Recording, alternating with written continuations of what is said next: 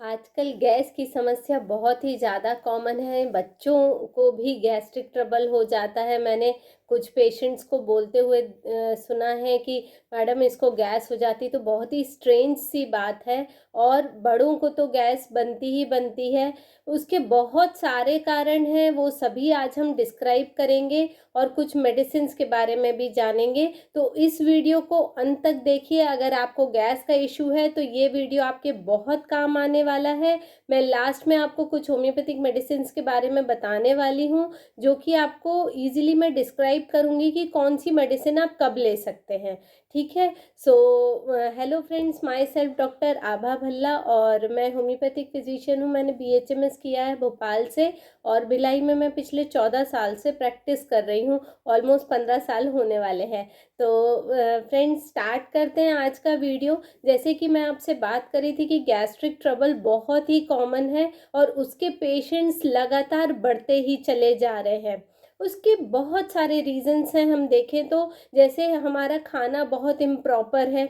Secondly, हम नींद proper नहीं लेते, हम सोते प्रॉपर नहीं हैं। कुछ लोग इसको बहुत ज़्यादा इग्नोर करते हैं कि लेट नाइट तक गैजेट्स के साथ लगे रहते हैं, या कुछ लोगों की तो मजबूरी होती है, उनका जॉब प्रोफाइल ही ऐसा होता है कि उन्हें रात में काम करना पड़ता है और वो सो नहीं पाते। दैट्स ओके, लेकिन जिन लोगों के साथ ऐसा नहीं है वो तो प्रॉपरली सो सकते हैं।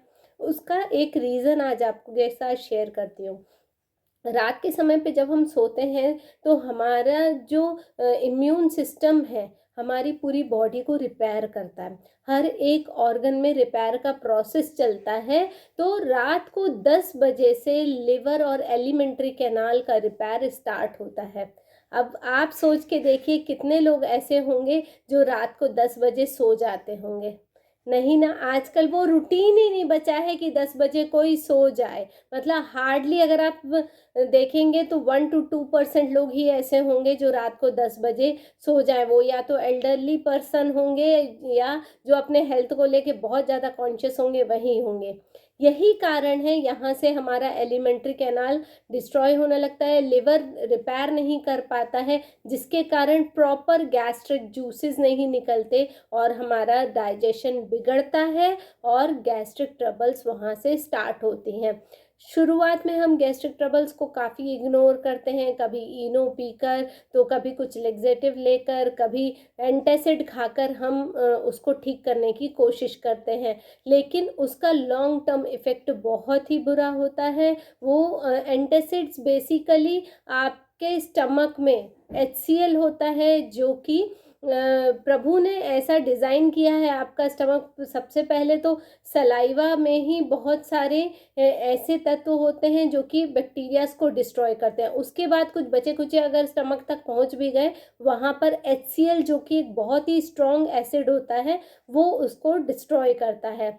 लेकिन कुछ लोग गैस की ट्रबल के कारण एम्प्टी स्टमक में एंटासिड खाते हैं। बहुत सारे ब्रांड्स हैं, मैं सबका नाम तो नहीं लूँगी, लेकिन एंटासिड खाकर आप उस एचसीएल को 24 घंटे के लिए शांत कर देते हैं, ताकि जितने भी बैक्टीरिया मुंह के थ्रू स्टमक में जाएँ वो सारे आगे इंटेस्टाइन में पास होते जाएँ। खुद सोच के देखिए, क्या ये सही प्रोसीजर है? नहीं है। माना आप परेशान हैं, आपको बहुत ज़्यादा तकलीफ़ है, तो उसका परमानेंट इलाज ढूँढिए, बेस कॉज़ पे काम करिए, रूट कॉज़ क्या है वो जानने की कोशिश कीजिए। अगर आपके एलिमेंट्री कैनाल में कुछ जूसेस डिक्रीज़ हो रहे हैं, आपका लाइफ़स्टाइल चेंजेस से या आपकी डाइट चेंजेस से आप उसको रिपेयर कर सकते हैं। होम्योपैथिक मेडिसिन काफ़ी इफ़ेक्टिव है उसमें, आप उसका सहारा भी ले सकते हैं। इसके अलावा आज हमारा फूड जो है, हम लोग काफ़ी प्रोसेस्ड फूड खाते हैं, जिसके कारण हमारे जो गैस्ट्रिक जूसेस हैं उनको बहुत ज़्यादा मेहनत करनी पड़ती है। जनरली लोग रॉ वेजिटेबल्स या फ्रूट्स का इंटेक कम करते हैं और उनके पास बहुत ही सॉलिड रीज़न होता है कि हमारा जॉब प्रोफाइल ऐसा है कि हम ये सब कैरी नहीं कर सकते। मेरा एक फ्रेंड है, वो उसका भी जॉब ऐसा ही है, सुबह 7 बजे निकलता है, रात को 8-9 बजे वापस आता है। लेकिन मैं जानती हूँ उसके टिफ़िन में हमेशा सैलड्स होते हैं, उसके साथ हमेशा फ्रूट्स होते हैं, और रात में आकर वो डिनर नहीं करता, वो सिर्फ फ्रूट्स वगैरह को इनटेक करता है। तो देखिए, अगर आप चाहें तो आप उसे कंटिन्यू कर सकते हैं, ये आप पर डिपेंड करता है आप अपनी हेल्थ को लेकर कितने सीरियस हैं। तो ये सारे तो हो गए कॉजेज़ पे बात, और ऐसे फैक्टर्स हैं जिसको कि आप खुद रिपेयर कर सकते हैं। लेकिन फिर भी अगर आपको ऐसा लगता है कि आप इसे नहीं कर पाते, या इनिशियली आपको कुछ मेडिसिन्स की ज़रूरत है, तो आज मैं आपको कुछ होम्योपैथिक मेडिसिन्स के बारे में बता रही हूँ, उनके सिम्पटम्स बता रही हूँ, जिससे आप अपने आप को मैच करके और मेडिसिन को ले सकते हैं। और किसी होम्योपैथ को ज़रूर कंसल्ट कर लीजिए, इनको लेने से पहले सलाह ज़रूर ले लीजिए। चलिए, तो नोट डाउन कीजिए, फर्स्ट मेडिसिन का मैं नाम ले रही हूँ, दैट इज़ कार्बोवेज। कार्बोवेज बहुत ही कॉमन मेडिसिन है गैस्ट्रिक इश्यूज़ के लिए, और ये ऑलमोस्ट हर केस में काम आ जाती है, क्योंकि मैक्सिमम जो गैस्ट्रिक इश्यूज़ होते हैं ना, उसमें आपके एब्डोमेन के इस भाग में प्रॉब्लम होती है। अगर आप एब्डोमेन को 3 पार्ट्स में डिवाइड करो ना, ये आपका स्टमक है, और ऊपर की तरफ उठती हुई अगर गैस हो रही हो आपको, और स्टमक के इस पार्ट में आपको, एब्डोमेन के इस पार्ट में आपको पेन हो रहा हो, या ऐसा लग रहा है कि आपकी दम घुट रहा है और सांस लेते प्रॉपरली नहीं बन रही है गैस के कारण, then carbo veg is the medicine. Carbo veg, जैसे मैंने लास्ट वीडियो में भी बताया था अपने हार्ट वाले, it is the life saving drug. इसे क्यों लाइफ सेविंग ड्रग बोलते हैं, आज ये आपको डिस्क्राइब करती हूँ।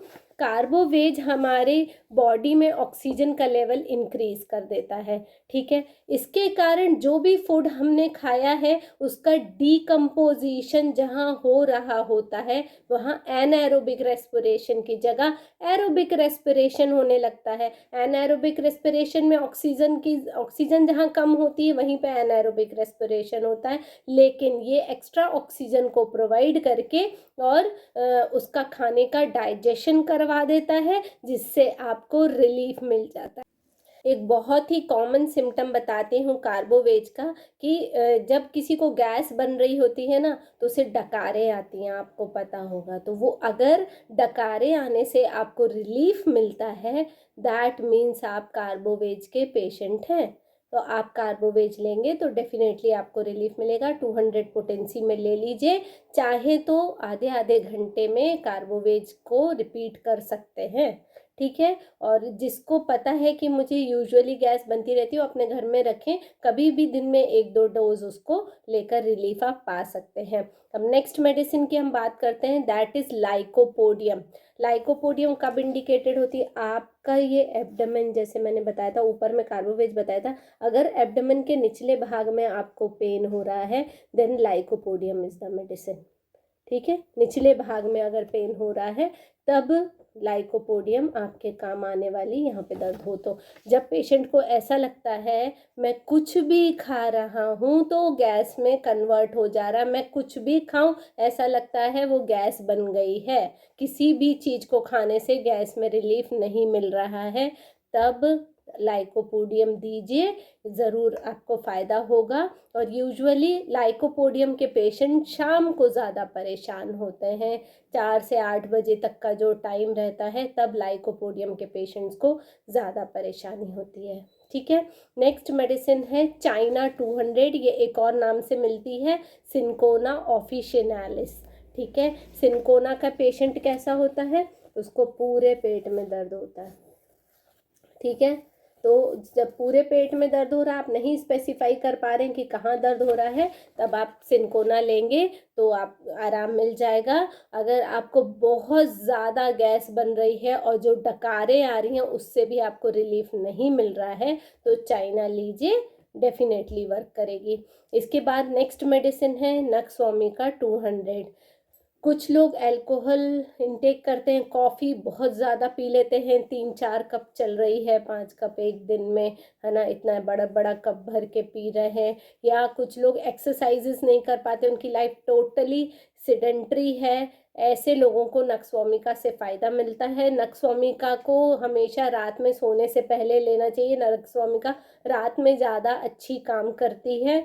और नक्सवामिका के पेशेंट को लगता है कि जो भी मैं खा रहा हूँ, मेरा जो बॉडी में जो भी खा रहा हूँ, प्रेशर ऊपर की तरफ दे रहा है, ऐसा उस पेशेंट को फील होता है। तो नक्सवामिक, अगर आपकी लाइफ ऐसा है, आपकी हैबिट्स ऐसे हैं, तो नक्सवामिक आप ले सकते हैं। नेक्स्ट मेडिसिन, फिफ्थ मेडिसिन बता रही हूँ, दैट इज़ पल्साटिला। पल्साटिला 200। कुछ लोगों को आपने सुना होगा, बोलते हैं छाती में जलन हो रही है ना। यहाँ पे जब आपको हार्ट बर्न होता है, खट्टी डकारें आती हैं, तब पल्सटिला काम करती है। और पल्सटिला की जो पेशेंट होते हैं वो अक्सर फैटी फूड को इनटेक करते हैं। जब आप तेल मिर्च मसाले का खाना फ्रीक्वेंटली खाते हैं तो प्रॉब्लम होती है। आप पल्सटिला लीजिए, या आप कहीं पार्टी में होकर के आए हैं और उसके बाद आपको खट्टी डकारे जलन वगैरह हो रही है, तो भी आप पल्सटिला ले सकते हैं। 200 पोटेंसी में ले लीजिए और दिन में 3-4 बार आप इसको रिपीट कर सकते हैं। ठीक है, अब नेक्स्ट मेडिसिन बताती हूँ आपको, एंटिम क्रूड 200। एक पार्टी वाली मेडिसिन बताई आपको, ये भी पार्टी वाली मेडिसिन है, लेकिन वो जो पेशेंट है उसको अक्सर फैटी फूड खाने से प्रॉब्लम होती है। और जो एंटिम क्रूड का पेशेंट होता है वो वैसे डेली ठीक ठाक खाता पीता है, वैसे प्रॉब्लम नहीं है। पार्टी में गया तो उसका पेट बड़ा हो गया था और उसने ज़्यादा खाना खा लिया था। मतलब अगर वो हाइपर लोडेड कर देता है अपने स्टमक को, ज़्यादा खाना खाने से जब भी प्रॉब्लम हो, तब एंटिम क्रूड काम आएगी। और आप जानते हैं जब पेट के ऊपर लोड पड़ता है तो डाइजेशन डिस्टर्ब होगा, डाइजेशन डिस्टर्ब होता है तो टंग जो है हमारी वो पेस्टी हो जाती है, वाइट कलर की हो जाती है। अगर ऐसे सिम्टम्स नज़र आ रहे हैं तो एंटिम क्रूड दिया जा सकता है। ये तो हो गई सारी कॉमन मेडिसिन्स जो आप यूज़ कर सकते हैं। इसके अलावा एक मेडिसिन बहुत काम की बता रही हूँ, दैट इज़ एबिस नाइग्रा। अक्सर ओल्ड एज में गैस का इशू होता है, तब एबिस नाइग्रा बहुत काम आएगी। 230 या 200 पोटेंसी में ले सकते हैं, 200 में ले लीजिए, ज़्यादा इफेक्टिव रहेगी। क्योंकि ओल्ड एज में क्या होता है, डाइजेशन स्लो हो जाता है।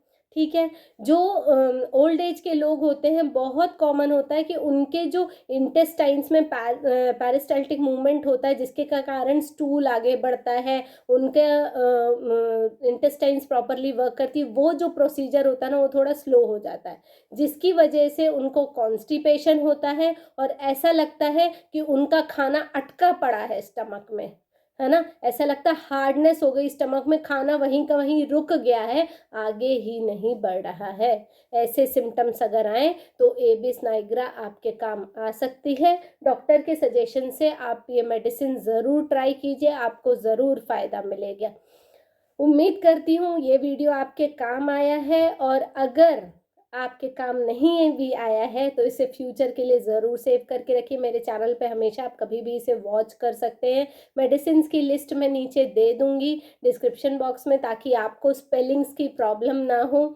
और प्लीज़ इस वीडियो को शेयर ज़रूर कर दीजिए, क्योंकि आपके अलावा भी किसी ना किसी को प्रॉब्लम हो सकती है। जो मैं तो उन लोगों को भेज पाती हूँ जिनसे मेरा कॉन्टैक्ट है, लेकिन आपके कई ऐसे पहचान के लोग हैं जिनको इससे फ़ायदा हो सकता है। और मेरे चैनल को सब्सक्राइब ज़रूर कर लीजिए, क्योंकि आप देख रहे हैं मैं वीकली अच्छे वीडियोस डाल रही हूँ। शॉर्ट्स कभी कभी मैं डालती हूँ, कभी नहीं डालती हूँ, तो उसके लिए आप मेरी रील्स को फॉलो कर सकते हैं फेसबुक और इंस्टाग्राम पे। बेल आइकॉन को हिट करना ना भूलें, क्योंकि आपको नोटिफिकेशन नहीं मिलेगा तो हो सकता है आपको कोई हेल्थ चैलेंज हो, मैंने वीडियो अपलोड किया और आपको उसका फ़ायदा नहीं मिला। तो वीडियोस का फ़ायदा ज़रूर लीजिए। अगर आप कंसल्टेशन चाहते हैं तो आप मुझे कमेंट बॉक्स में ज़रूर कमेंट कीजिए। कोई इशू है अगर आपको, उस इशू पर आप कोई वीडियो चाहते हैं तो भी आप सजेशन ज़रूर दे सकते हैं। जल्दी मिलते हैं एक नए वीडियो में, तब तक स्टे हेल्दी, स्टे फिट।